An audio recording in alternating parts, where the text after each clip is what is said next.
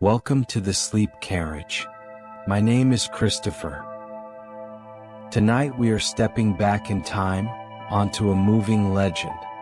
We're leaving the modern world behind to board the most famous train in history, the Orient Express. Our journey begins on a rainy evening in Paris and will carry us, slowly and peacefully, all the way across Europe to the mysterious streets of Istanbul. This is a world of polished wood, brass fittings, and impeccable service, a world where the journey itself is the entire point. It's also a world of coal dust and rumbling tracks, a kind of rough, mechanical luxury you probably wouldn't survive for more than a day without asking for Wi-Fi. So, before you get comfortable, take a moment to like the video and subscribe, but only if you genuinely enjoy what I do here. Let me know in the comments where you're listening from, and what time it is in your part of the world. It's always nice to see how far these stories travel. Now, dim the lights, maybe turn on a fan for that soft background hum, and let's ease into tonight's journey together. The journey doesn't begin with the train. It begins with the rain. A soft, persistent Parisian drizzle that blurs the edges of the world, turning the city's gas lamps into hazy, golden stars. You are in the back of a motor car, its engine a low thrum against the gentle patter of rain on the roof. The air inside smells of damp wool and old leather. Through the streaked window, you watch the beautiful gray buildings of Paris glide by, their stone facades looking soft and impressionistic in the fading light of dusk. The car turns a corner, and there it is, Gare de Lyon. It's more than a station, it's a palace dedicated to the idea of departure. Its grand clock tower rises into the misty sky, a promise of journeys kept and schedules met.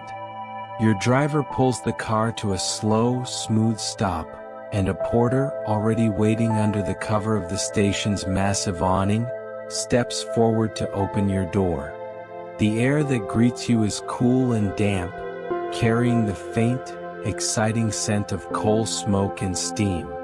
It's the perfume of travel. Your luggage, heavy leather trunks with brass clasps, is handled with quiet efficiency. You have only your small carry-on bag, and you follow the porter into the magnificent belly of the station. The sound is the first thing you notice. It's a symphony of echoes. The vast, arched roof of iron and glass captures the sounds of hundreds of conversations, the announcements of departures called out in melodic French, the distant hiss of a locomotive, and weaves them together into a gentle, calming hum. The rain drums a soft, steady rhythm on the glass far, far above you.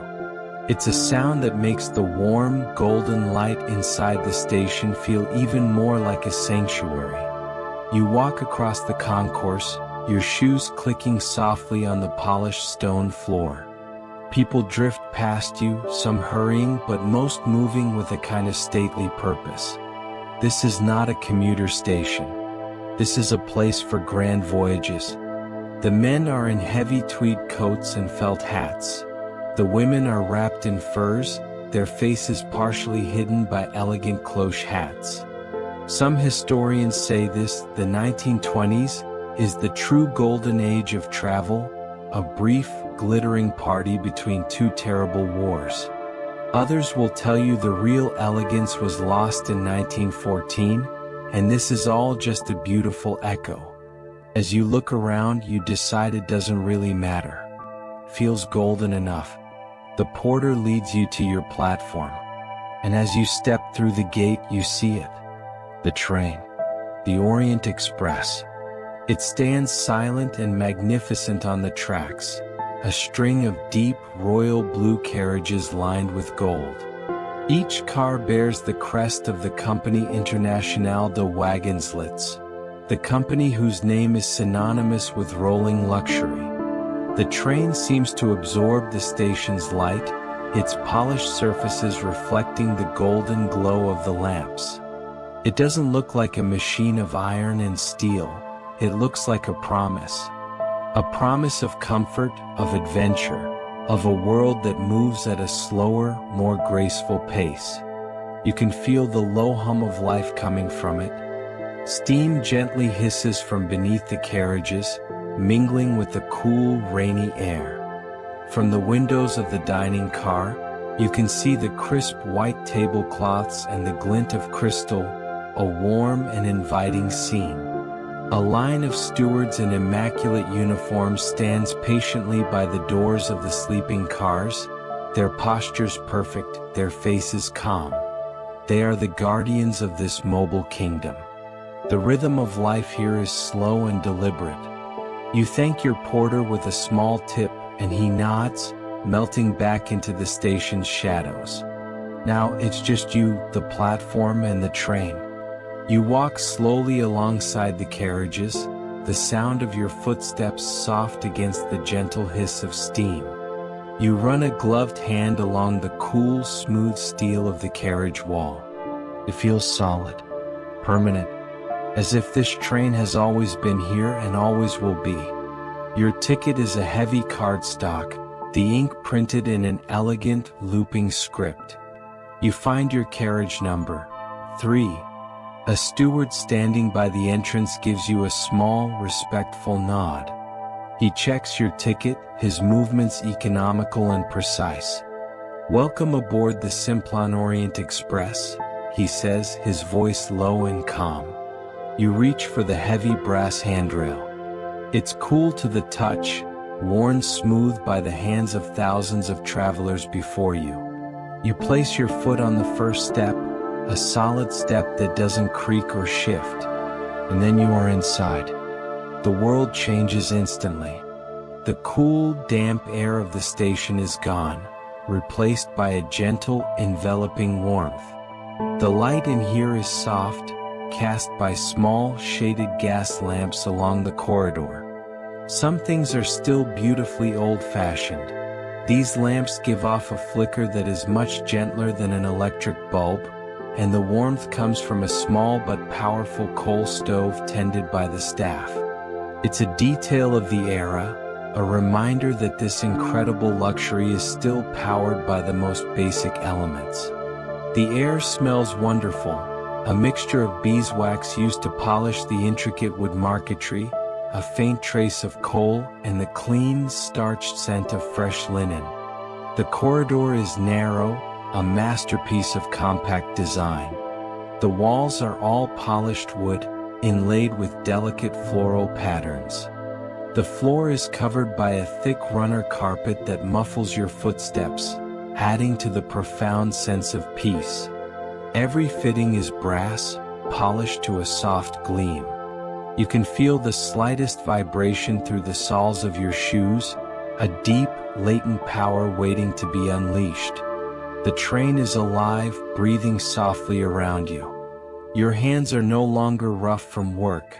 They are the hands of a person of leisure, clad in soft leather gloves. For the next few days, you have no responsibilities, no deadlines, no demands.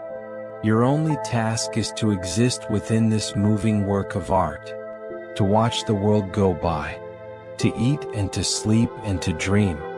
The steward guides you a few doors down the quiet corridor. He stops at a door with a small brass number on it. This is it, your cabin, your home for the journey. He slides a key into the lock, and the click of the mechanism is a crisp, satisfying sound in the quiet hall. The door swings inward, revealing a small, perfect space, bathed in the same warm, gentle light. He gestures for you to enter, a silent invitation to begin the journey in earnest. For a moment, you just stand there on the threshold, taking in the profound silence that has settled inside this train, waiting on a rainy platform in Paris, ready to carry you into the night. You step across the threshold, and the steward places your bag gently on the built-in luggage rack. With a few quiet words, he points out the features of your small domain. The bell for service, the switch for the main electric lamp should you prefer it to the gaslight, and the small, cleverly hidden wash basin behind a polished wooden door. He gives another slight bow and then pulls the cabin door closed. The latch clicks with a soft, satisfying sound, and you are alone. The silence that follows is profound. It's a heavy, comfortable silence, insulated from the outside world by thick walls, heavy carpets, and a sense of profound privacy. For the next 3 days, this small, perfect room is your own private world. You stand for a moment, simply breathing it in. The air is warm and smells faintly of lemon oil and old, well-cared-for wood. Your cabin is a masterpiece of design, a perfect little puzzle box where everything has a purpose and a place. During the day, it is a private sitting room. A comfortable sofa, upholstered in a deep green velvet, runs along one wall, directly beneath the large window. The walls themselves are not painted or papered, but paneled in a rich, dark mahogany, its surface polished to a mirror shine. Delicate, pale wood is inlaid into the panels, forming intricate patterns of flowers and vines. You run your bare fingers over the surface. It's as smooth as glass. This is the well-known luxury of the wagon-lit sleeping cars, where no expense was spared. Every inch is crafted. Above the sofa is a brass luggage rack, sturdy and gleaming. Opposite, a set of polished brass hooks waits for your coat and hat. You slowly remove your damp wool coat, feeling its weight leave your shoulders, and hang it carefully. The simple act feels like a ritual, the shedding of your life back in the city. You are a passenger now, a traveler. You explore the hidden wash basin, opening the small wooden door to reveal a porcelain bowl and a silver water pitcher nestled snugly in a brass holder, designed not to rattle. Everything is designed for silence, for peace.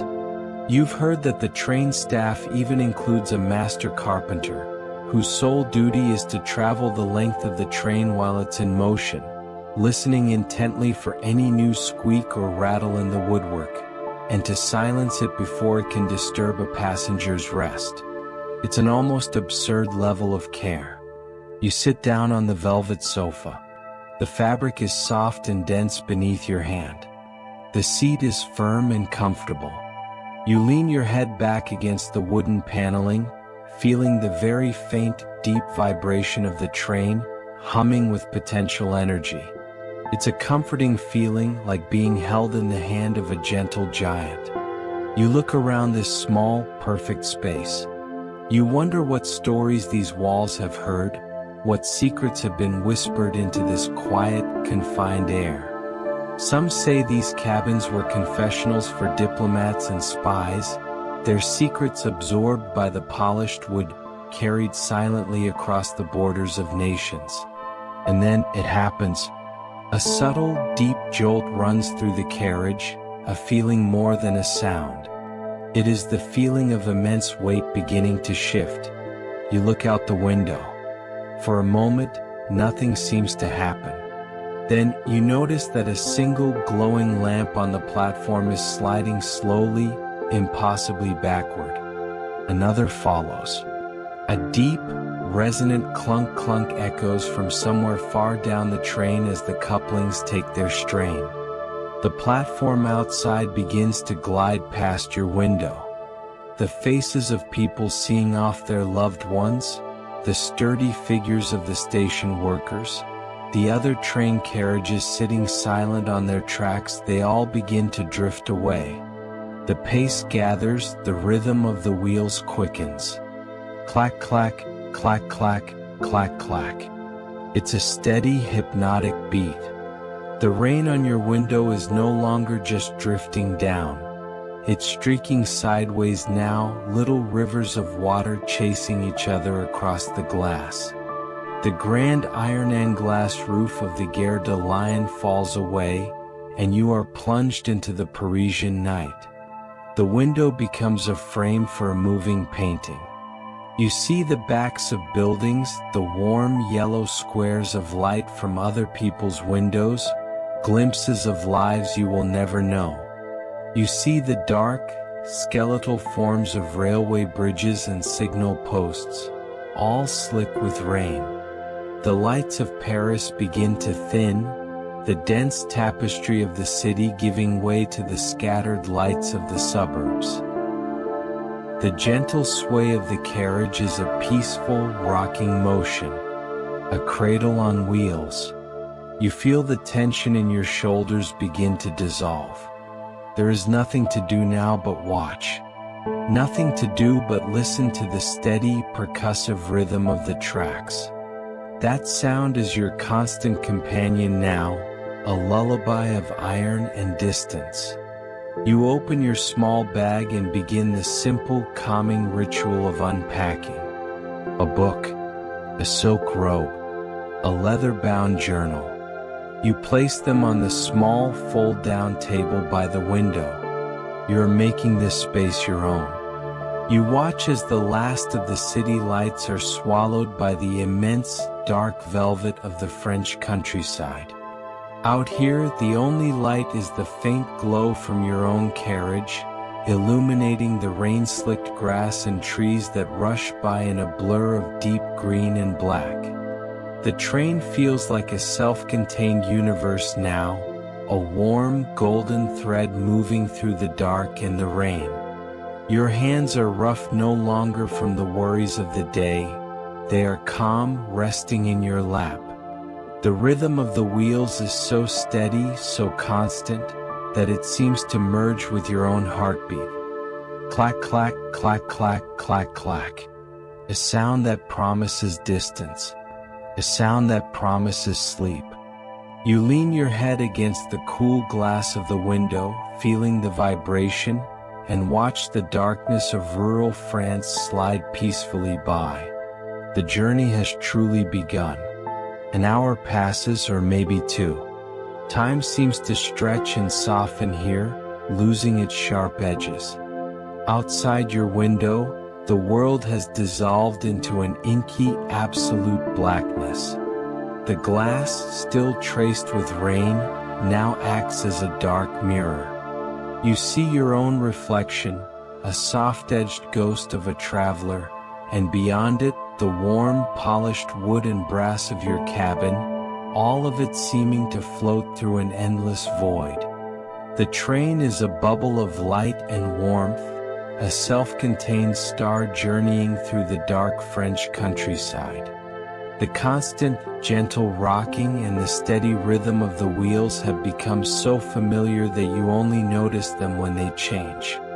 A slight increase in the sway, a deeper hollow rumble as the train crosses a stone bridge over a sleeping river. The clack clack, clack clack is the baseline, the heartbeat of this new reality. It is the rhythm of life on the move. A gentle hunger begins to make itself known. Just as you think of ringing for the steward, a soft, respectful knock comes at your door. It's him, as if he sensed your need. He asks if you would prefer to go to the dining car, or if you would like dinner served here in your cabin. The thought of the warm, private sanctuary of your room is too tempting to refuse. You ask for dinner to be brought here. He returns a short while later, not with a simple tray, but with the elements of a grand meal in miniature. With practiced, silent efficiency, he unfolds your small table and covers it with a dazzlingly white, starched linen cloth. He lays out heavy silver cutlery that feels cool and solid in your hand, a crystal glass for water, another for wine, and a small, shaded lamp that casts a soft, intimate pool of light. The meal is simple yet perfect. This is what the Orient Express is known for. Cuisine that rivals the best restaurants in Paris, all somehow produced from a kitchen no bigger than a closet, rattling its way across a continent. A small tureen of hot, clear consommé that warms you from the inside out. Then, a plate with a perfectly roasted piece of chicken, tender and juicy, with a side of small buttery potatoes and green beans. The food is delicious, but it's the experience that makes it memorable. Eating this wonderful meal, alone in your cabin, watching the dark, mysterious landscape of a foreign country rush by just inches away. It's an intimate, peaceful moment, suspended in time and motion. You pay the steward in French francs, of course, but you know the train has its own peculiar economy. The passenger at the next table in the dining car might be paying in Swiss francs, and by tomorrow afternoon, it will be Italian lira changing hands. Some historians point out that the train staff had to be expert amateur bankers, constantly calculating exchange rates in their heads. When the steward has cleared away the last of the dishes, leaving only the soft lamplight, you feel a deep, pleasant sense of contentment. Your body is warm, your stomach is full, and the gentle motion of the train is a constant, soothing massage. You decide to prepare for sleep. You ring the bell, and once again the steward appears, his timing impeccable. Now he performs the final magic trick of the evening, converting your sitting room into a bedroom. You stand in the corridor for a moment to give him space, watching the polished wooden walls slide gently from side to side. You can hear the muffled murmur of conversation from other cabins, the distant clink of glasses from the saloon car. You see the silhouette of a woman in a long evening dress pass by, followed by a man in a tuxedo. You look at these fellow travelers, these self-contained secrets moving through the night. A diplomat? An artist? A wealthy industrialist? Or something else entirely? Some say these carriages carried more secrets than passengers, that every journey was a quiet drama of espionage and intrigue. But tonight there is no drama. There is only a profound and heavy sense of peace. When you re-enter your cabin, it has been completely transformed. The velvet sofa is gone. In its place is a comfortable bed, made up with crisp, cool, white linen sheets and a heavy, dark blue wool blanket. The pillow looks impossibly plump and inviting. The steward has turned down the corner of the blanket in a silent invitation. He has drawn the heavy curtains over the window, cocooning you completely from the night, and turned off the main gas lamp, leaving only the tiny low-wattage electric night light glowing near the floor. You change into your sleeping clothes, the soft cotton a comfort against your skin. You slide into the bed. The sheets are cool and smooth, a wonderful contrast to the warmth that has settled deep in your bones. The heavy blanket tucks around you, making you feel secure and anchored against the train's gentle, constant sway. Now there is nothing left to do. Nothing to read, nothing to see, nothing to think about. There is only sensation. The feeling of the soft pillow beneath your head. The comforting weight of the blanket. And the sounds, oh the sounds. The clack clack, clack clack of the wheels on the rails is no longer just a sound. It's a physical feeling, a rhythmic pulse you can feel through the mattress, through your whole body. It's a lullaby sung in steel. You hear the occasional mournful hoot of the train's whistle, a long, low call into the sleeping countryside. You hear the soft creak of the polished wood around you as the carriage flexes and shifts. It sounds like the contented sigh of a great, sleeping animal. Your breathing begins to slow, falling into the same rhythm as the wheels. In out, clack clack, in out, clack clack. Your hands, which have done so much, are now still, resting peacefully by your sides. Your mind, which has been so busy, begins to empty, the thoughts dissolving, replaced by the simple, repetitive song of the rails. The rocking motion is a cradle, gently, gently, inexorably rocking you towards the shores of sleep. You are safe. You are warm. You are moving. And as you drift away, Your last conscious thought is of the train, this faithful metal guardian, rushing you silently through the long, dark, rainy night. You wake slowly, not all at once, but in gentle waves. The first sense to return is feeling. The motion of the train has changed. The steady, hypnotic rocking of the flat French plains has given way to something more complex. There is a sense of effort now, a feeling of climbing. The train sways and pulls, a gentle giant making its way up a long, determined incline. The sound is different too. The familiar clack-clack of the wheels is still there, but it's slower, more resonant. It echoes. You are floating in that warm, comfortable space between sleep and wakefulness, trying to place this new sound. It's a deep, humming, cavernous sound. It's the sound of being inside something. The train is in a tunnel. It's still dark in your cabin, the heavy curtains blocking out any hint of the world. But you know that outside the window is not the soft, open darkness of the countryside, but the close, pressing darkness of rock. The carriage is quieter than you'd expect. A testament to the train's construction you recall reading somewhere. The windows are double-glazed, a rare and expensive feature for the time, designed specifically to mute the roaring chaos of a mountain tunnel, preserving the peace of the passengers inside. Your cocoon remains intact even here, deep in the belly of a mountain. You lie still for a few minutes, listening to this new muffled rhythm, the sound of the engine's powerful rhythmic chuffs echoing back from the stone walls. You wonder about the hands that carved this path through the Alps, this triumph of engineering. Some historians call it a marvel of national pride, while others say it was a brutal project, built on the backs of thousands of men who were paid little and forgotten quickly.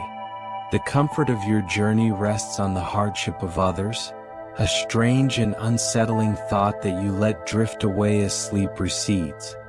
And then, with a sudden, startling finality, the deep hum is gone. The carriage is flooded with a brilliant, silent, white light that penetrates even the thick fabric of your curtains. The train has burst from the tunnel, out of the darkness and into the dawn. You sit up, the heavy wool blanket pooling in your lap. You reach out and pull the curtain aside, and you forget to breathe. The world is made of light and majesty. You are impossibly high up, clinging to the side of a mountain. Outside your window, a breathtaking panorama unfolds. Soaring, jagged peaks of granite and ice claw at a sky of the palest, clearest blue. Their upper reaches are covered in a thick, pristine blanket of fresh snow that dazzles in the early morning sun. Below the snowline, dense forests of dark green pines cling stubbornly to the steep slopes, their branches heavy with white. Far, far below, in the deep shadow of a valley, you can just make out a tiny village, a cluster of wooden chalets with a plume of white smoke rising from a single chimney. There is no sign of a road, no hint of the modern world. There is only the mountain, the sky, and your train, a tiny sliver of warmth and order in this vast, wild, silent landscape. As you sit there, lost in the sheer, overwhelming beauty of the scene, the soft, familiar knock comes at your door. It's the steward, of course, with a silver tray. The cabin is immediately filled with the most wonderful, civilized smell in the world. Fresh, hot coffee. He places the tray on your small table, gives a slight nod towards the magnificent view as if presenting his own handiwork, and departs as silently as he arrived. Breakfast is as simple and perfect as yesterday's dinner. A small silver pot of steaming, dark coffee. A matching pitcher of hot, frothy milk. A single, perfect croissant, flaky and golden, and a small porcelain dish of strawberry jam. You pour the coffee, the rich aroma a stark contrast to the clean, sterile air you imagine is just outside your window. You eat slowly, sitting by the window, wrapped in your blanket. You take a bite of the warm croissant, a taste of Paris, while watching the Swiss Alps glide by. The contrast is almost dreamlike.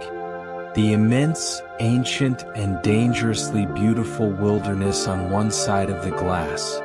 The perfect, warm, miniature civilization on the other. Your hands are warm around the coffee cup. You are moving through a postcard, a living painting. The train continues its steady, powerful climb. The rhythm of the wheels is a slow, mighty heartbeat now. Chunk, clack, chunk, clack. The sound of progress, of overcoming gravity. Every so often, you plunge into the darkness of a shorter tunnel, a brief, rumbling interlude, only to burst forth again into another, even more spectacular vista. A frozen waterfall, a deep, turquoise lake, a meadow of impossible green in a high mountain pass.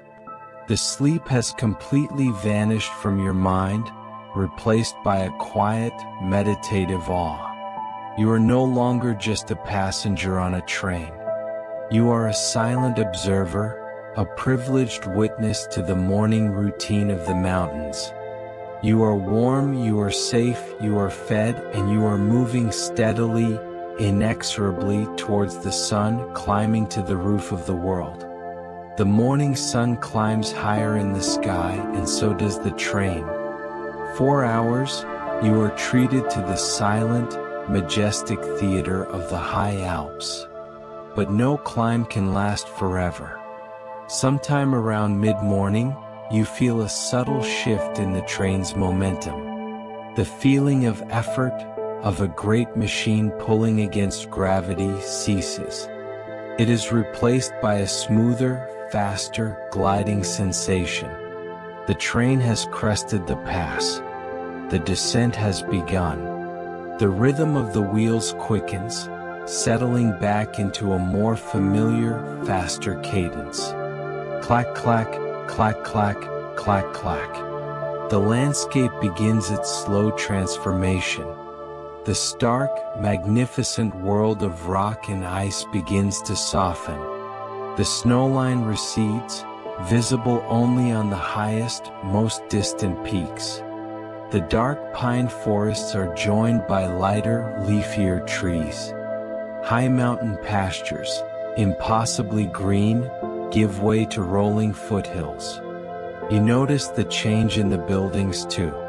The steep-roofed wooden chalets of Switzerland are replaced by stone farmhouses with low, sloping roofs of reddish-brown terracotta tile. They seem to soak up the sunlight, radiating a gentle, earthy warmth. The light itself has changed.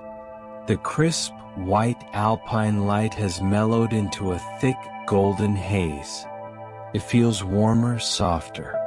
You have crossed a border without seeing a fence or a guard, but you know instinctively that you are in Italy.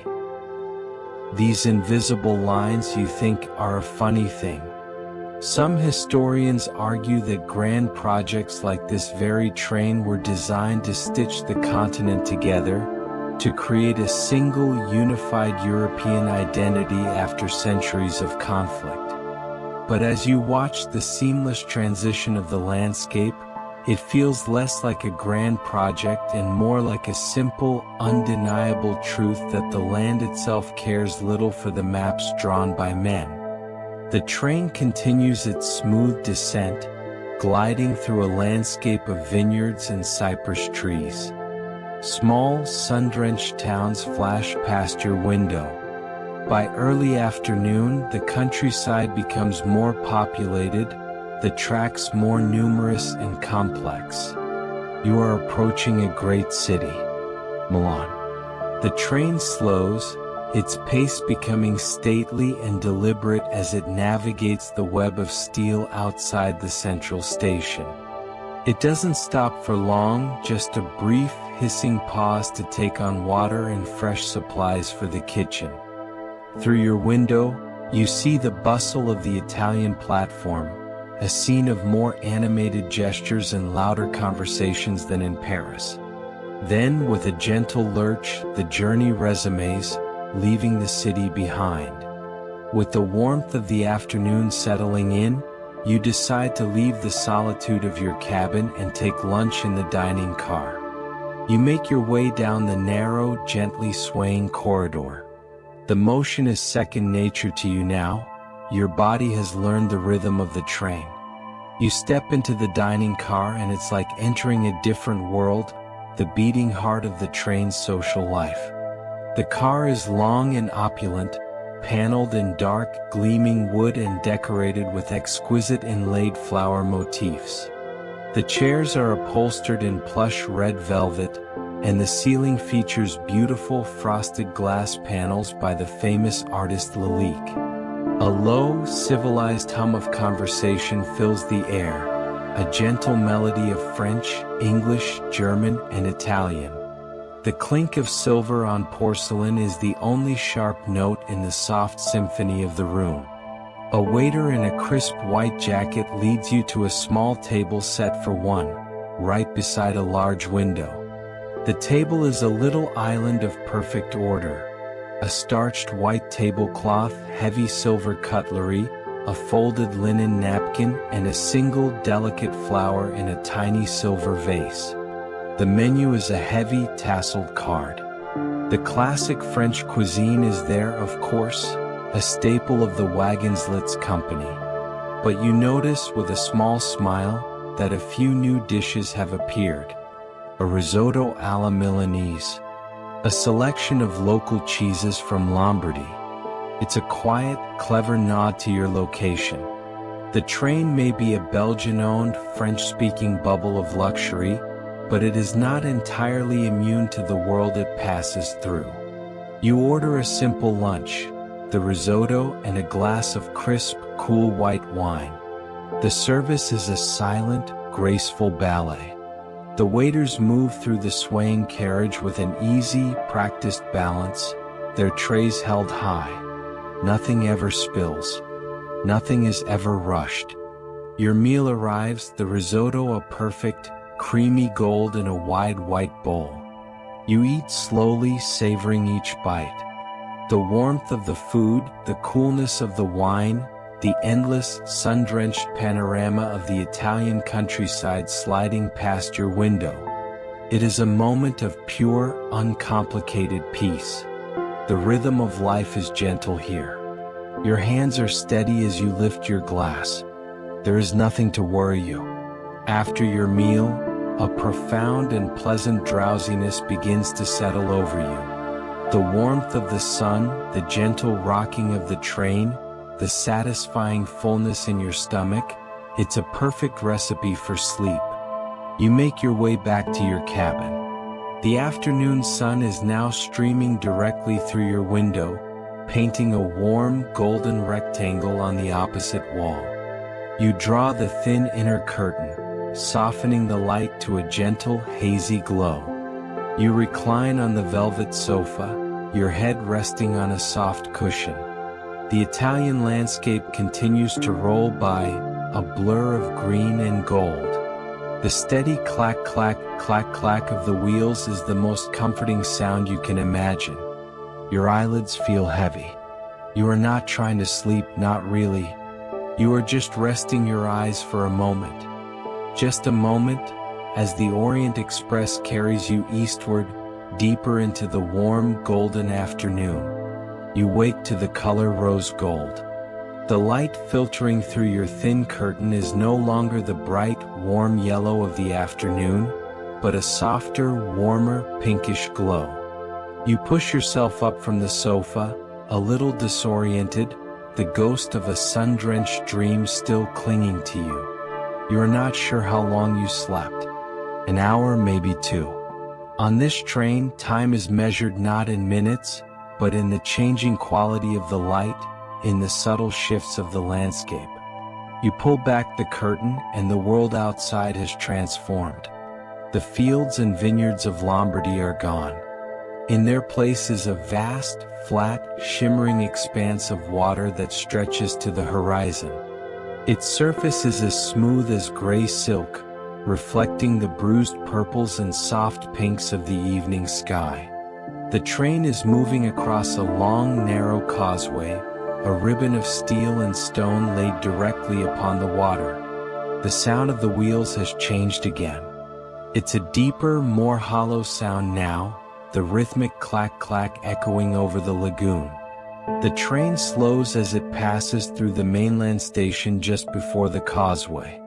On a siding, you notice a single carriage separate from any train. It's painted a deep, lustrous black, with its own crest and gold leaf on the side. It seems even more opulent than the cars of your own train. You recall reading about this practice, a service for the impossibly wealthy. For the right price, a passenger didn't just book a cabin. They brought their own, a private rolling residence to be hitched to the great express trains of Europe. A private yacht for the rails. It's a glimpse into a world of such extravagant wealth that feels like fiction. Then, with a gentle surge, your train picks up speed and glides out onto the causeway proper. And you see it. There, in the distance, seemingly floating on the water, is the impossible city. Venice. The setting sun is behind the city, so you see it only as a magical silhouette. A fairy tale skyline of domes, spires, and crenellated rooftops rising directly from the water. You can clearly pick out the famous shapes, the ones you've only ever seen in paintings. The unmistakable bell tower of St. Mark's Campanile, the onion domes of the Great Basilica. The city is a dark, intricate piece of lace laid against a sky of fire. There is no sound from the city itself, only the steady, rhythmic beat of your own train, the gentle hum of its passage. You see the tiny, dark shapes of boats moving like water striders across the lagoon, their wakes trailing behind them in the placid water. For a few minutes, you are the sole audience to this silent, perfect, private viewing. It feels unreal, a dream painted just for you. You gaze at this perfect, preserved jewel and a fleeting thought crosses your mind. You see a timeless masterpiece, but you wonder if the people living inside those ancient buildings feel the same way. Some historians argue about the true nature of this city in the modern age. Is it a living, breathing place, or a beautiful museum piece, slowly being loved to death? You wonder if this iron bridge you're riding on is seen as a lifeline to the real world, or as the first link in a chain that holds the city captive to its own beautiful past. The thought dissolves as the sun finally slips below the horizon. The brilliant colors in the sky begin to fade, deepening into shades of indigo and violet. As the darkness gathers, the city undergoes another transformation. The silhouette vanishes, replaced by a scattered constellation of tiny, glittering yellow lights. It is no longer a fairy tale castle, but a handful of fallen stars twinkling on the water. Your train completes its journey across the causeway, reaching the mainland and plunging back into the solid, reassuring darkness of the Italian countryside. The magical vision is gone as quickly and silently as it appeared. The sound of the wheels returns to its familiar, earthy rhythm. A soft knock comes at the door. It is the steward making his evening rounds. He steps inside and, with a practiced hand, lights the small gas lamp in your cabin. A soft, warm, steady glow fills the space, pushing back the encroaching night, making your little room a cozy, self-contained haven once more. The spectacle is over. The day is done. The second night of your journey has officially begun. You sit by the window watching the last of the twilight fade to black, leaving only your own reflection for company once more. A deep sense of peace settles over you.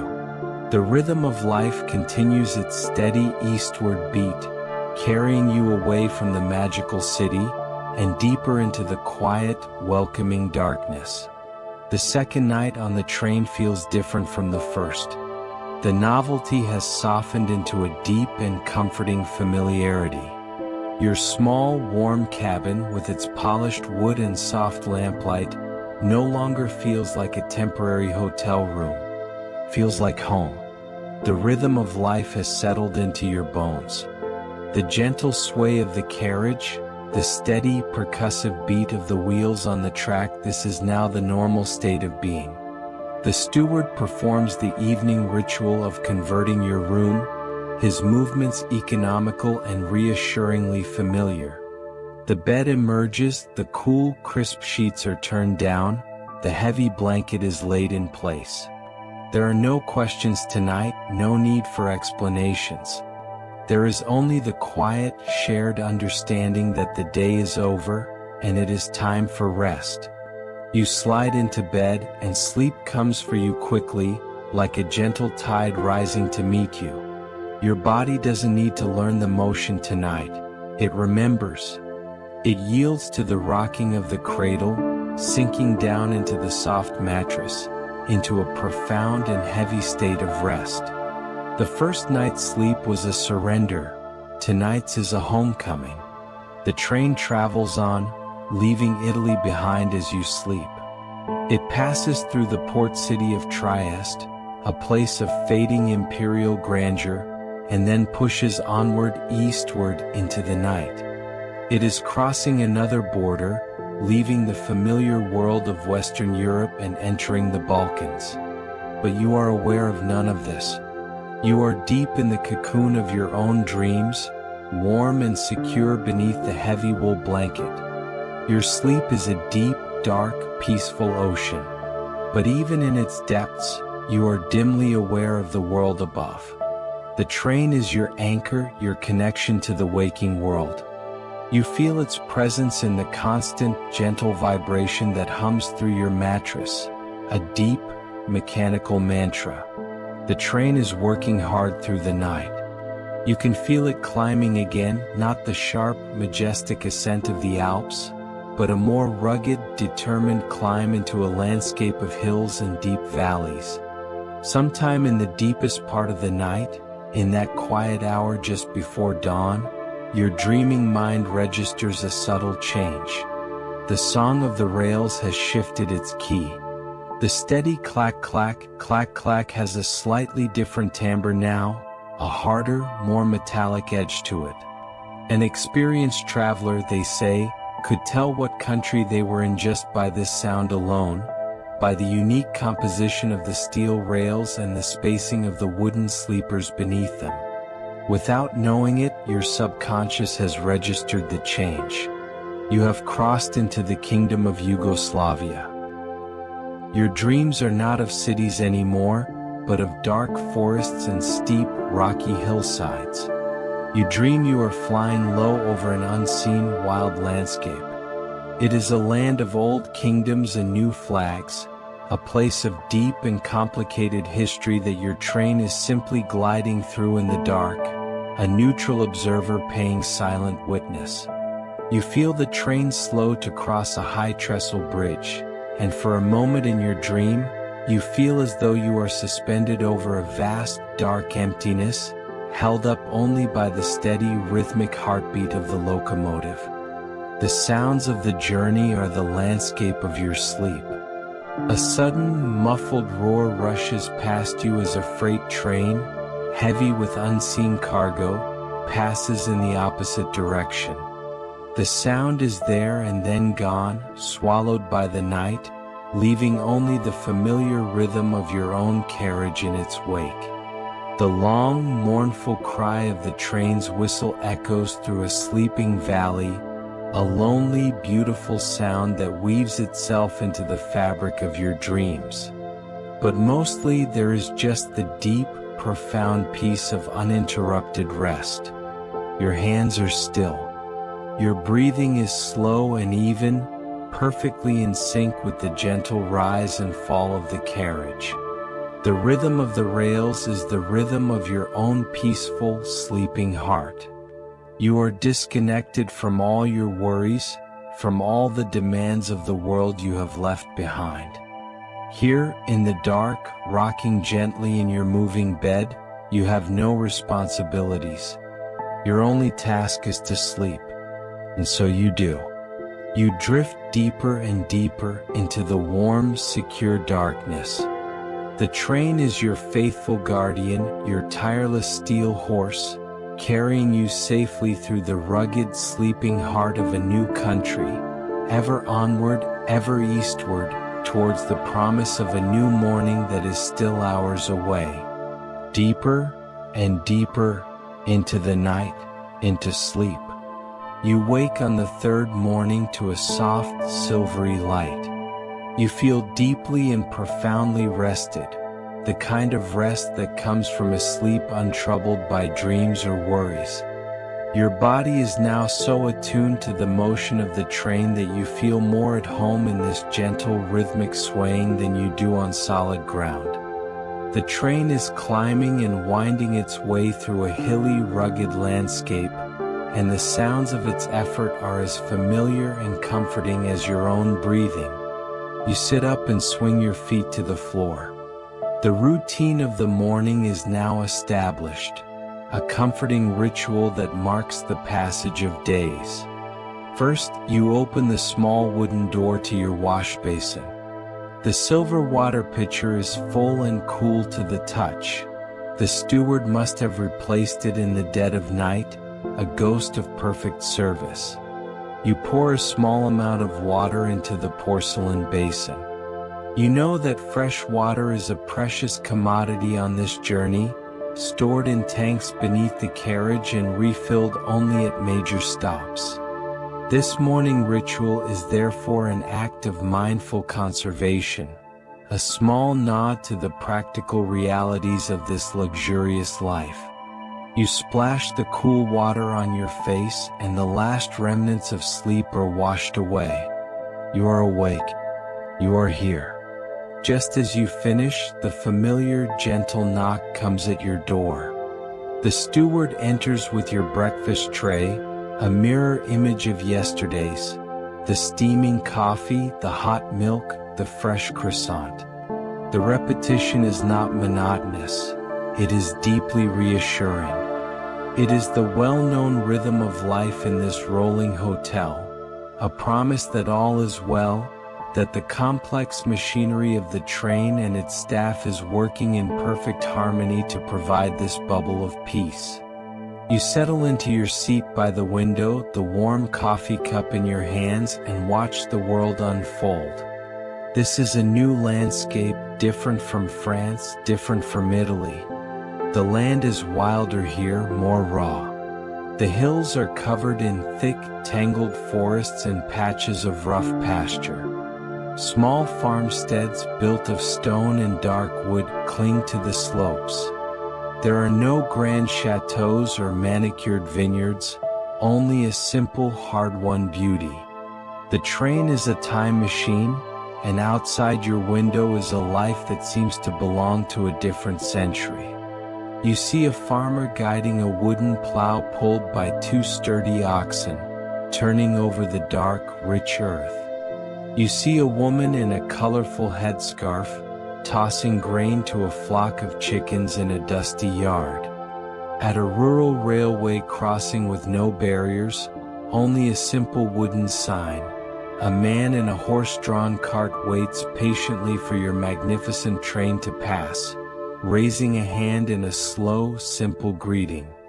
A group of children playing in a field stop their game and wave wildly as you rush by, their faces bright with wonder. You sip your coffee and reflect on the stories you've read about this part of the world. The newspapers and novels back in Paris paint the Balkans as a place of intrigue, of ancient feuds and fierce mountain bandits. Some historians call this tendency Orientalism, this habit of seeing the East as something exotic, dangerous and uncivilized. But the world outside your window tells a different story. It doesn't speak of danger. It speaks of a profound, quiet dignity. It tells a story of hard work, of a deep connection to the land, of a life lived by the rhythm of the seasons, not the ticking of a clock. Your hands are soft around your warm cup. Their hands are rough from the soil and the sun. The contrast is stark, yet there is no judgment in it. There is only the quiet observation of two different worlds, touching for just a moment as your train glides through theirs. The morning passes in this state of peaceful, meditative watchfulness. You do not read your book. You do not write in your journal. You simply watch. The train has become your moving veranda, your theater box, and the world is the play. The steady clack, clack, clack, clack of the wheels is the only soundtrack you need. It is the rhythm of contemplation. You feel utterly calm, completely present. You are far from your beginning and still far from your end. You are perfectly, peacefully in the middle of the journey. The morning glides on a long, quiet corridor of time. Feeling the need to stretch your legs, you decide to walk the length of the train.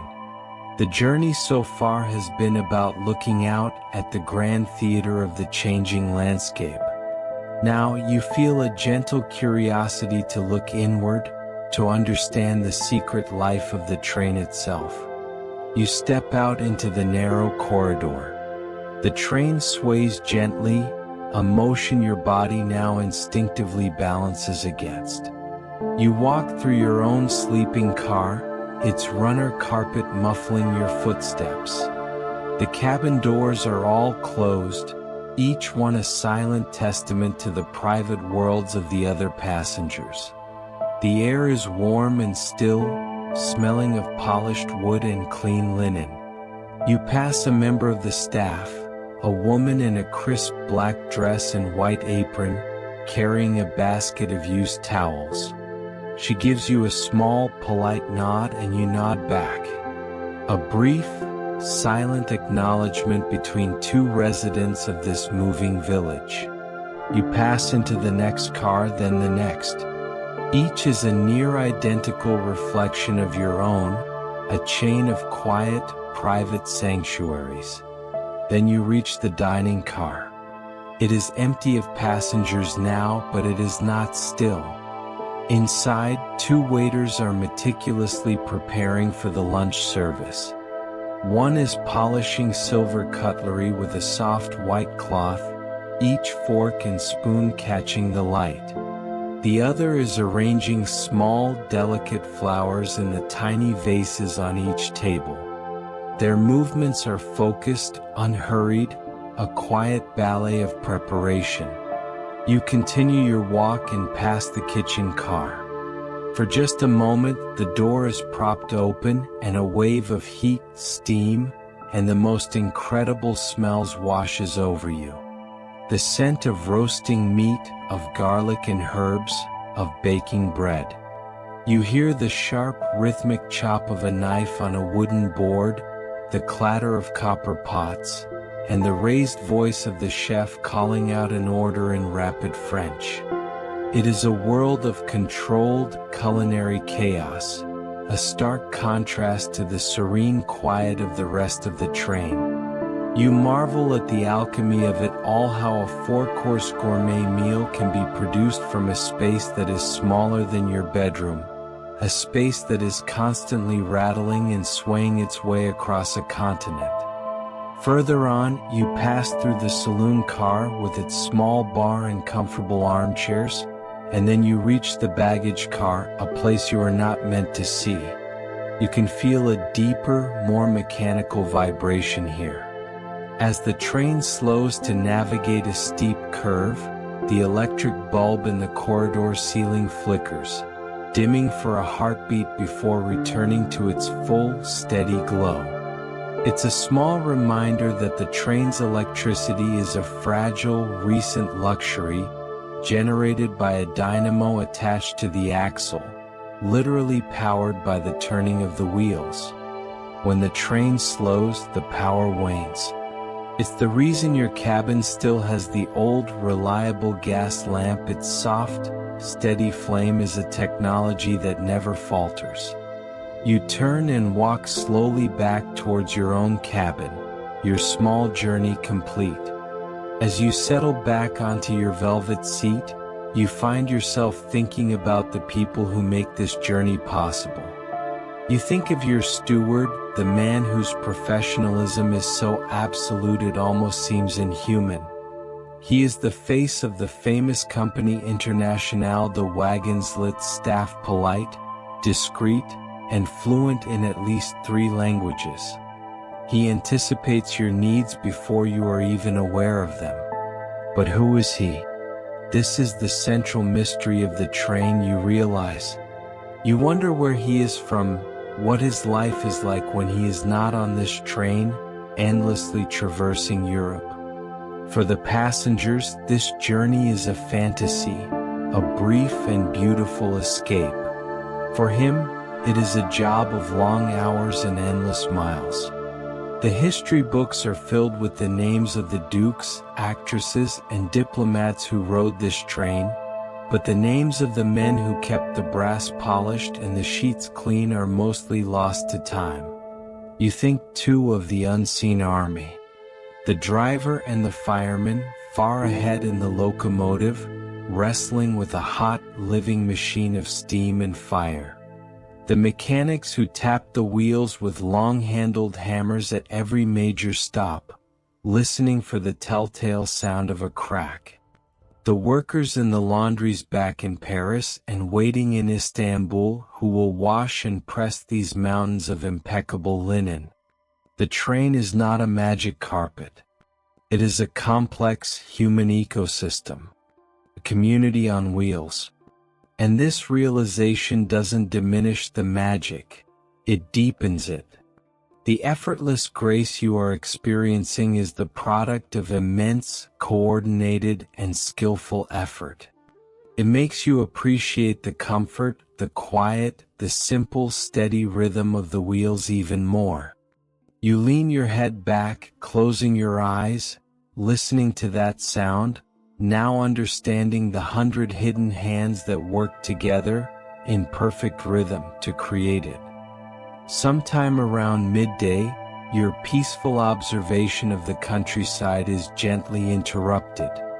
The train, which has been maintaining a steady, unhurried pace for hours, begins to slow.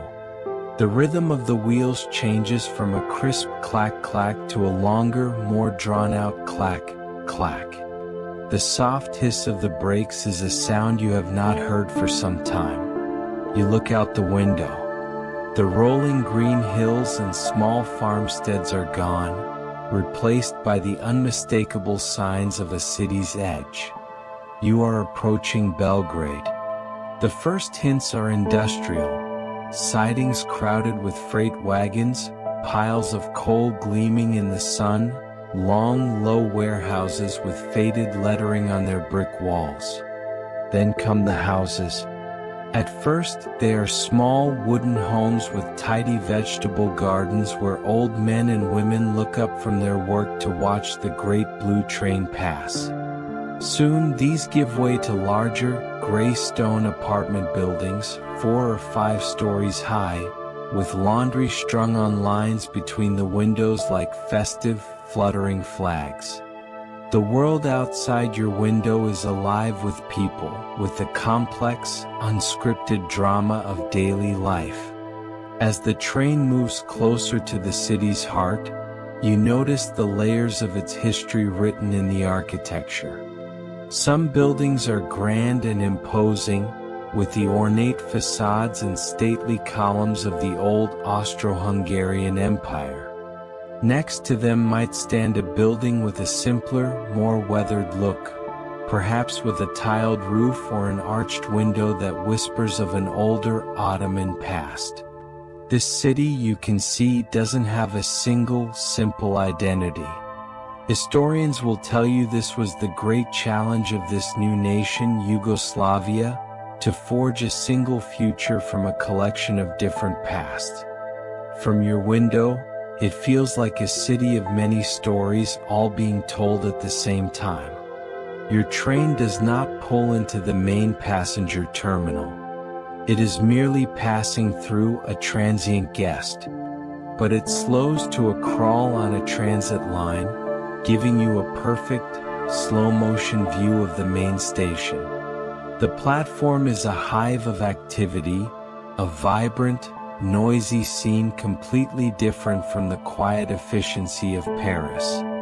You see soldiers in unfamiliar gray uniforms, their faces young and serious. You see peasant families in traditional, embroidered clothing, sitting patiently on large bundles tied with rope. You see businessmen in dark, severe suits, smoking cigarettes and talking with animated gestures. Your eye is drawn to the huge, ornate station clock hanging from an ironwork arch high above the platform. It is a magnificent thing, its face a clean, clear white, its Roman numerals a stark, elegant black. It seems to be a declaration of order, of Western European punctuality, in a city of layered and sometimes chaotic histories. You watch its long, slender minute hand tick forward, one precise, deliberate click. A single minute of Belgrade's long life. Leaving the station, the train crosses a wide, rattling bridge over a great, slow-moving river, its water the color of murky green tea. In the distance, you see it, the city's famous landmark. A sprawling, gray stone fortress sitting high on a bluff, overlooking the meeting point of two massive rivers. This is the well-known face of Belgrade, a silent reminder that this place has always been a prize, a strategic crossroads between East and West, a city built and rebuilt upon its own ruins for centuries. Then, just as you are beginning to absorb the feeling of the place, the engine gives a great sigh of steam, and the train begins to accelerate. The rhythm of the wheels picks up speed. Clack, clack, clack, clack, clack, clack. The city recedes. The grand buildings and busy streets are replaced by suburbs, which in turn dissolve back into the familiar landscape of rolling hills and wide-open fields. The city is gone. The interlude is over. You are left with a fleeting collage of images and impressions. The sight of the ancient fortress, the ticking of the station clock, the faces of the people on the platform. The brief, noisy, complicated reality of the city has been replaced once more by the quiet, peaceful solitude of your cabin. You are again enclosed in your moving sanctuary, the steady rhythm of the journey your only companion, as the train carries you ever eastward, leaving the layered city and its many secrets behind in the midday sun. The afternoon deepens. The sun, low in the sky now, casts long, stretching shadows across the Serbian countryside. The light that fills your cabin is the color of old gold, a warm, heavy, sleepy light that seems to slow down time itself. Without a watch, you can feel the day drawing to a close. And with that feeling comes a new awareness, a gentle, quiet melancholy. Tomorrow this journey will end. This small, perfect room, which has become your entire world, will once again become just a cabin on a train. The rhythmic pulse of the wheels, which has become your own heartbeat, will fall silent. This realization makes every remaining moment feel precious. You find yourself paying closer attention to the small details you had begun to take for granted. The specific, intricate pattern of the floral marquetry on the wall. The soft, comforting scent of old wood and beeswax. the gentle, predictable creak of the carriage as it sways around a long curve. You are trying to memorize the feeling of being here, to press it into your memory like a flower in a heavy book. This is the nature of the Orient Express, the well-known truth of it. It was never just a way to get from one place to another. To ride it was to inhabit a legend for a few days, and you, like all the passengers before you, are aware that the experience is fleeting, and therefore all the more beautiful. As dusk begins to settle, there is a knock on your door. It is your steward, but he is not here for the dinner service. He stands in the doorway, his posture as impeccable as ever, and asks, with a polite and formal softness, for your passport. You retrieve it from your bag and hand it to him. He informs you that he will keep it overnight. During the night, while you sleep, the train will cross from Yugoslavia into Bulgaria, and then from Bulgaria into Turkey. He will handle all the border formalities himself, presenting the documents to the officials who board the train. You will not be disturbed. He gives a slight bow and leaves with your passport in his gloved hand. You are left with a strange feeling of absolute trust. You have handed over your identity, your very permission to exist in this part of the world, to a man whose name you barely know. This too is part of the train's unique magic. It operates on an old-world code of service and trust that has mostly vanished. You sit by the window and watch the last of the light fade from the sky, the landscape outside dissolving into soft, gray shapes. You think about the line you have drawn across the map of Europe.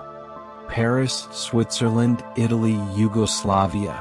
They are no longer just names to you. You have a physical memory of them now, a feeling of their textures, their light, their colors, all seen from this single, privileged perspective. But you wonder, is this the real Europe? Or is it just a beautiful, curated story being told through a moving window? Some would say a place only becomes real when you walk its streets, but right now, this fleeting linear journey feels more real and profound than anything. You have your final dinner in the quiet solitude of your cabin. The ritual is deeply comforting in its familiarity, yet tinged with the sadness of being the last time. The starched white cloth, the heavy silver, the simple, perfect food. You eat more slowly tonight, trying to make it last. And when the steward comes for the final time to make your bed, there is a quiet understanding in the air. You thank him, and you feel that your gratitude is for more than just the service, but for the entire experience he has helped to create. You slide into bed for the third and final time. The sheets are just as cool and crisp, the heavy blanket just as comforting. The gentle rocking of the carriage is the same lullaby it has been for 2 nights. But tonight you are listening more closely. You are trying to capture the exact sound of the wheels on the rails, the precise rhythm of their song. Clack, clack, clack, clack. You know, with a certainty that aches a little, that you will miss this sound. You will miss this feeling of being so completely cared for, of being gently rocked and carried through a sleeping world, safe from all harm. You close your eyes, not wanting to fall asleep too quickly, trying to hold on to these last, precious, peaceful hours, as the train carries you through your final night, towards the final border and the end of the line. You are woken not by a sound, but by a slow, gentle change in the light. A pale, ethereal glow, the color of pearl, seeps around the edges of your window curtain, softly illuminating the familiar shapes of your cabin. It is dawn. Your final dawn on the Orient Express. You lie still for a moment, suspended in that peaceful, weightless state between the world of dreams and the world of waking, listening to the steady, rhythmic heartbeat of the train. You sit up and pull the curtain aside. The world has transformed again. The rugged hills and winding valleys of the night are gone. In their place is a landscape of immense, breathtaking emptiness. You are on the Great Plain of Bulgaria. The land is almost perfectly flat, a vast, dark patchwork of cultivated fields stretching away to a horizon so distant it seems to be the very edge of the world. The sky above is enormous, a pale, washed-out gray that is just beginning to blush with pink and soft orange in the east. There are no towns, no forests, just the occasional lonely silhouette of a single tree standing guard over the endless fields. You watch, mesmerized, as the sun begins its slow ascent. A brilliant, fiery sliver appears on the horizon, and the world is instantly painted in new colors. The pale sky warms to a gentle apricot. The long, horizontal lines of the fields are suddenly edged with gold. The light catches the dew on the winter wheat, making the entire plain sparkle as if it were dusted with diamonds. It is a quiet, simple, and profoundly beautiful spectacle. As the light grows, you begin to see signs of life. A shepherd, a small, dark figure in the vastness, moves slowly with his flock of sheep, their woolly forms gray in the early light. A lone stork stands perfectly still in a marshy field. The scene is pastoral, timeless. It looks serene, eternal. But you remember from your reading that peace in this part of this world is often a fragile, hard-won thing. This ancient land has seen armies and empires come and go. This profound quiet, you suspect, is not the quiet of emptiness, but the quiet of resilience, of a people whose lives are tied to the slow, enduring rhythms of the earth. The steward brings your last breakfast. The final pot of coffee, the final fresh croissant. The ritual is so deeply ingrained now that it feels like a part of you. As you sip your coffee, you think about the journey and about the train itself. You think of the earliest passengers on this very route, on the first Orient Express trains. You recall reading that those first carriages had no connecting corridors. To get from your sleeping compartment to the dining car, you had to wait for the train to stop at a station, get out onto the cold platform, walk the length of several carriages, and climb aboard the dining car. Your ability to simply walk from your cabin to another, to exist within this single, connected world, feels like an almost unimaginable luxury by comparison. The sun is higher now, a warm, white orb in a pale blue sky. The train rushes on and the landscape changes slightly. You begin to pass fields that are not planted with grain, but with endless, neat rows of low, thorny bushes. It is not the season for them to be in bloom, but you know what they are. This is the edge of Bulgaria's famous Rose Valley, where for centuries farmers have cultivated the fragrant Rosa damascena. This is the heart of the world's rose oil production, a place where, in the summer, the air itself is said to be heavy with the rich, sweet perfume. You try to imagine it, a scent so powerful it could drift in through the window of a moving train. For now, though, there is only the clean, cool morning air, the vast, sunlit plain, and the steady, hypnotic rhythm of the wheels. The mountains are behind you. The great cities are behind you. All that remains is this final, straight, peaceful run towards the east. You feel a sense of calm acceptance. The end of the journey is no longer a source of sadness, but a simple fact, the next station on the line. You settle back into your seat, warm and content, and give yourself over to the simple pleasure of watching the world go by.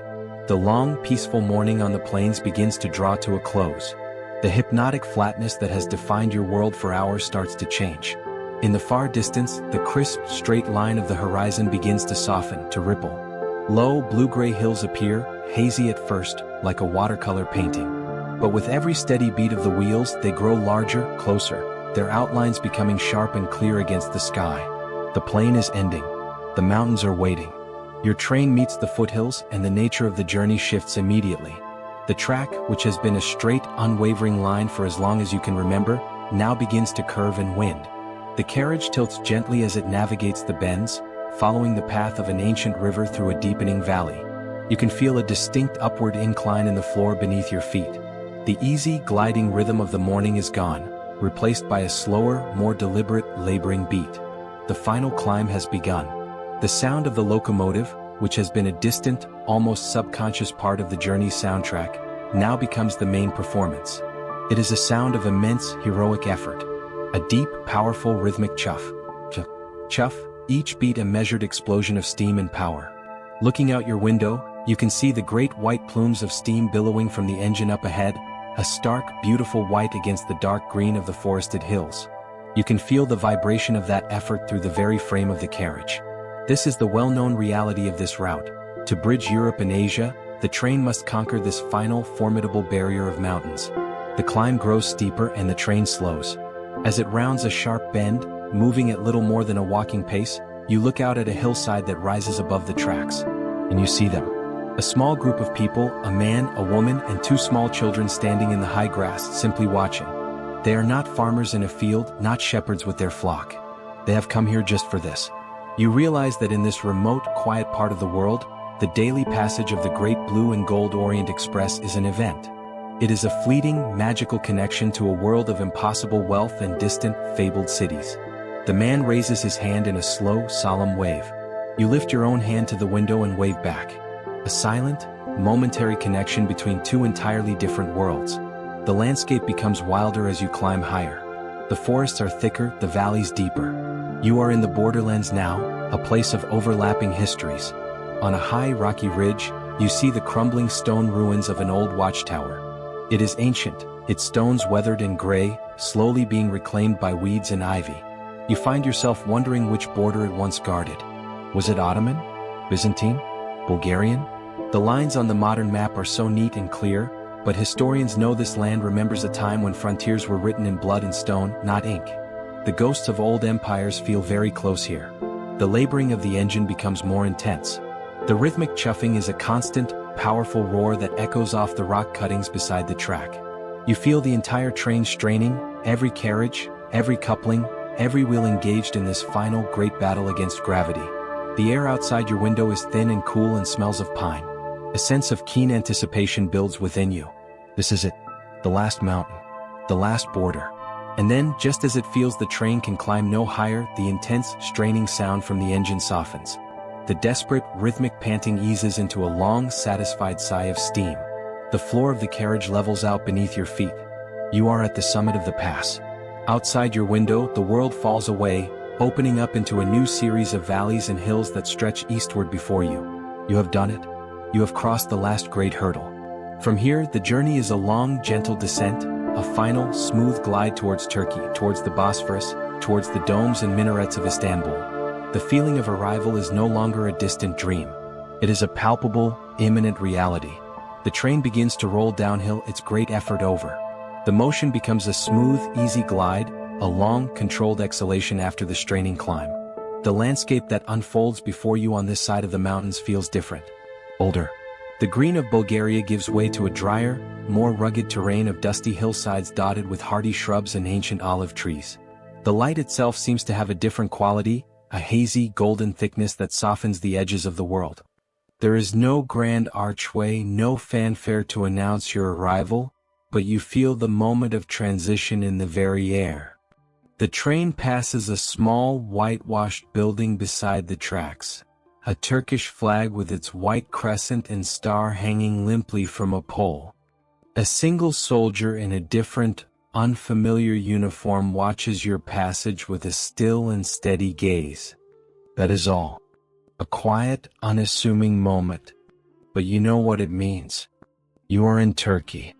The whispers of a new world begin to surround you. The small farmhouses that dot the landscape are different now. They are not the dark wood chalets of Switzerland or the stone farmsteads of the Balkans, but simple rectangular buildings of whitewashed clay with low, flat roofs. The land feels ancient, biblical, baked by a sun that feels closer and more intense. And then, as the train rounds a long, sweeping curve that reveals a wide valley below, you see it.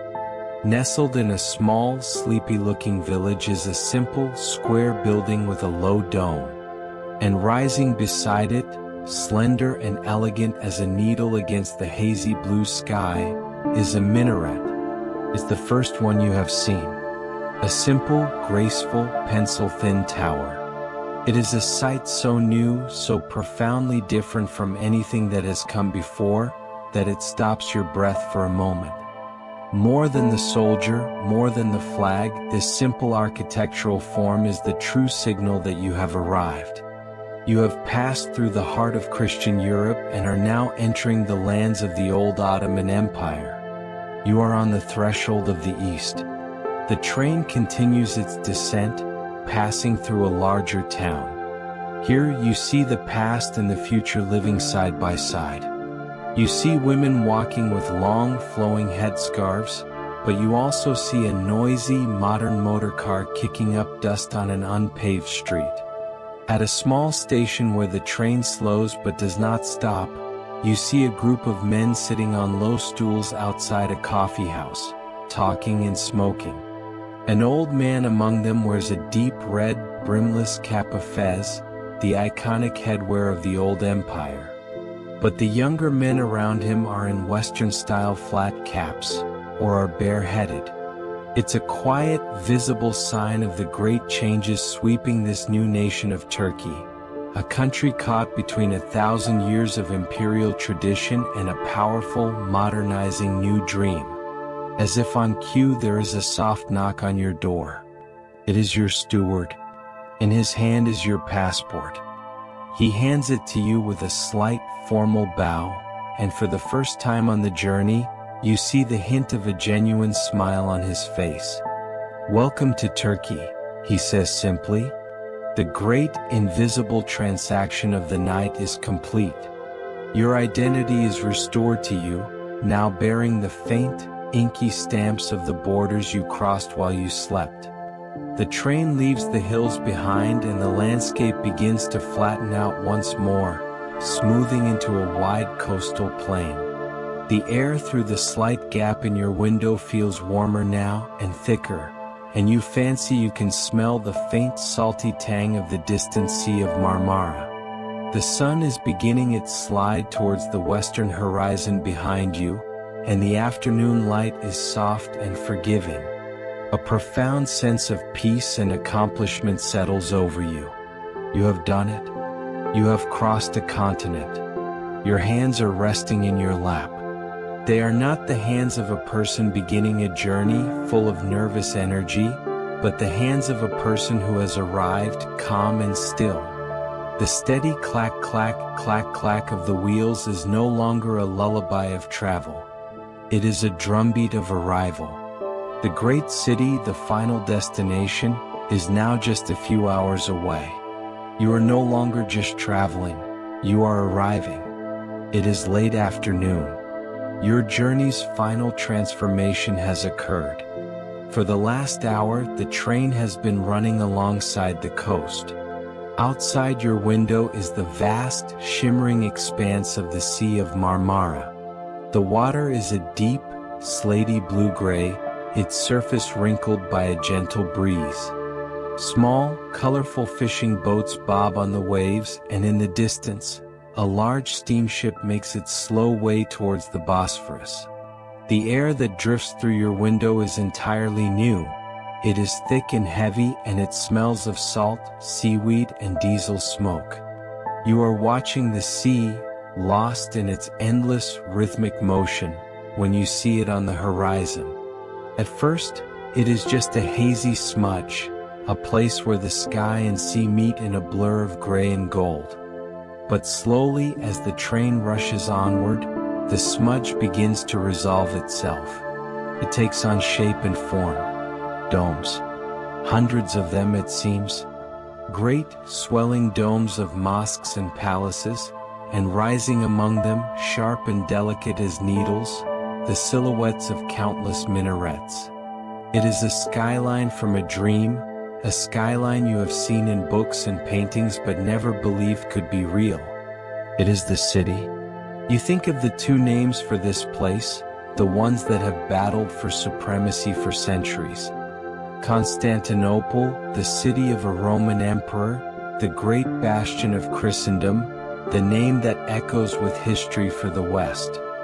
And Istanbul, the name used by the people who live here, the heart of the Ottoman Empire, a name that feels softer on the tongue, full of its own ancient power. You realize, looking at that impossible skyline, that this is a city so grand, so layered with history, that it needs more than one name to contain it all. The train begins to slow as it enters the city's sprawling suburbs. The approach is not one of grand avenues and stately parks, but a vibrant, chaotic, and beautiful maze of life. You pass endless rows of old timber-framed Ottoman houses, their upper stories leaning precariously over the narrow streets. You see crowded markets, vibrant with color, and glimpses of courtyards where children are playing. The sounds of the world, long muted by the train's own rhythm, begin to filter in. The distant clang of a tram bell, the cry of a street vendor, the low, powerful horn of a ship in the nearby harbor. The train slows to a final, stately crawl. You are moving alongside the ancient, formidable sea walls of the old city. Through a gap in the stone, you get a clear view of the Seraglio Point, the hill crowned by the magnificent, sprawling complex of the Topkapi Palace, its pavilions and courtyards looking out over the water. You are not just arriving in a city, you are gliding into the very heart of history. And then you are plunged into a sudden, echoing darkness. The train is sliding under the grand, arched roof of a station, Coziest Station. It is not a functional, modern terminal, but a work of art in itself, a beautiful, romantic building of arches and stained glass, a perfect European fantasy of an Eastern palace, built specifically to welcome this very train. With a final, long, deep sigh of its brakes, the train shudders and comes to a complete stop. And then, there is silence. The gentle rocking, the sway and creak of the carriage, the constant rhythmic clack-clack of the wheels that has been the soundtrack to your life for 3 days and 3 nights is all gone.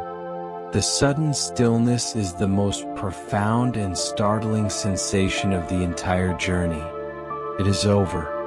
Your steward appears at your door, your heavier bags already in his hands.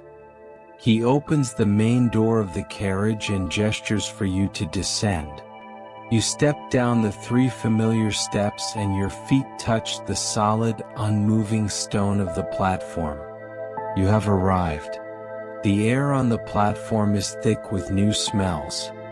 The sharp, sweet scent of roasting chestnuts from a vendor's cart, the rich, dark aroma of Turkish coffee, the exotic hint of unfamiliar spices, and underneath it all, the constant damp smell of the sea.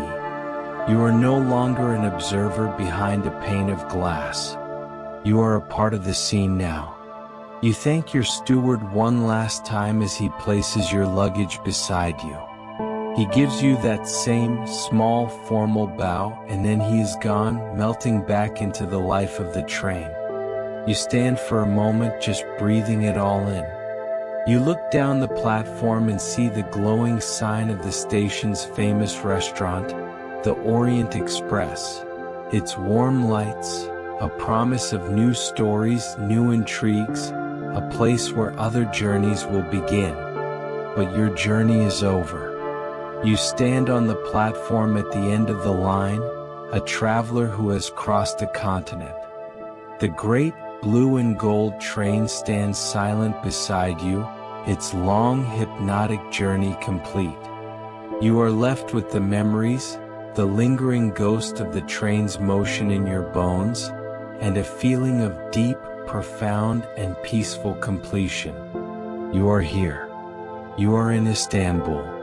And so, our long journey together comes to a quiet and peaceful end, leaving you standing on a platform in a city of dreams, the scent of the sea and of spices filling the air around you. The great blue train is still now, its rhythmic heartbeat silent, its long and winding story now told from beginning to end. The constant, gentle rocking has ceased, but the feeling of that motion remains with you, a memory held deep in your bones, a soft and steady rhythm that you can still feel now, as you lie peacefully and comfortably in your own bed. Let the specific details of the story begin to fade away, like the landscape seen through a moving window, blurring and softening at the edges until only a feeling remains. Keep only the profound sense of calm, the comforting memory of being carried safely and gently through the long, dark night. There are no more borders to cross tonight, no more mountains left to climb, only the soft, easy, and weightless descent into a deep and truly restful sleep. The journey is over, and all that is left is to rest. All is quiet. All is well. Allow the last echoes of the wheels on the rails to dissolve completely into the stillness of your room, and just let yourself drift.